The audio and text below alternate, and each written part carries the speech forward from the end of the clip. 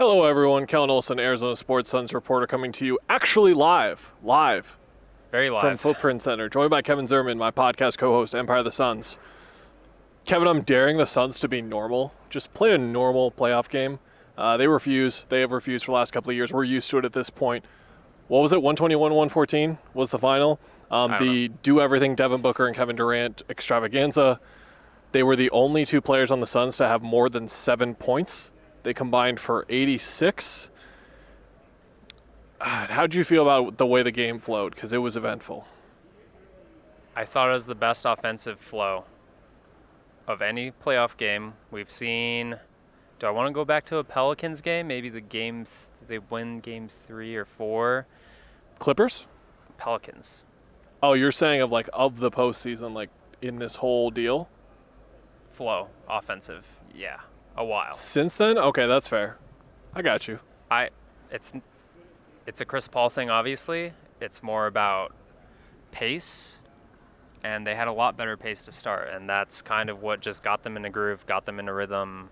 Like, they've had good offensive games, but it just felt like they were in control offensively, and obviously you had a completely different bench group come in. The floor spacing was much better, and that helps too. So it's not just a campaign thing, obviously, but I just thought offensively it was really good. Even like their offensive groupings, the defense was there enough, and yeah.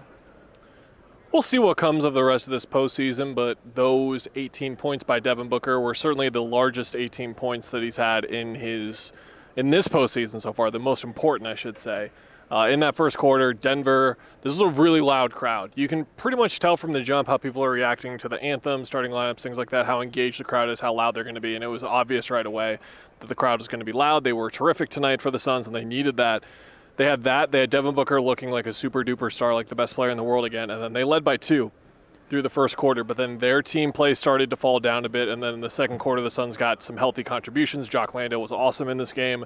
TJ Warren had moments. Terrence Ross had moments, like you said. Campaign had moments, and that sort of fueled them to a 15-point lead. Then we get to the third quarter, and the Nuggets are like, okay, you two are trying to win this game single-handedly. You guys aren't going to do that anymore. They changed their whole defensive philosophy and their coverage up, and it mucked up the game. But then the Suns had this kind of important, I believe, 4-0 or 6-0 run to end the third quarter to be up 2. And then in the fourth, Denver just didn't have enough key shots in them late. I think that shot making and timely shot making is a huge thing in the playoffs. And I'm going to have to go back and look at the game logs necessarily. Haven't gotten there yet with how I've been looking back on the game. But I'm guessing Denver missed at least 4 or 5 good looks from 3 in the last 6 minutes of this game. They did not make them. Tony buckets. TJ Warren made 1.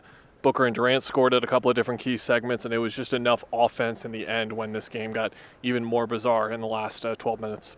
Excuse me for not looking at the last final box score a lot, but there are a lot of weird stats in this one. There was the Kevin Durant taking, I believe, 16 of 18 free throws. There was 3 guys accounted for all but 1 assist. TJ Warren was the 4th, who had 1.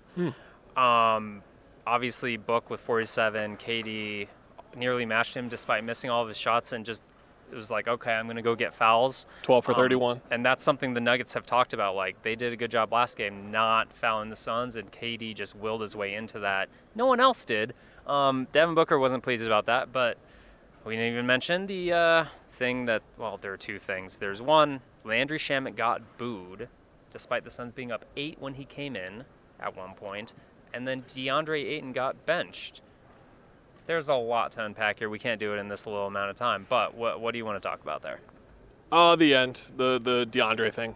There are going to be people here who were at the game, people who were covering the game, who do not realize the extent and the I'm trying to think of the right word, but just how rare it is for Monty to do that. We talked about it a lot on our podcast, how we've seen 15 or 20 games like that where it's obvious that DeAndre should not close. He doesn't have the energy, and his backup does. And he comes back out there because Monty knows how important they are and how much they need him to win a championship. But their season was on the line, and DeAndre was coming off a rough third quarter defensively. He was rough, and it included one of those standing there moments where the ball literally came right to Jokic. He's right next to him. Jokic gets it. He fouls him for his 4th foul.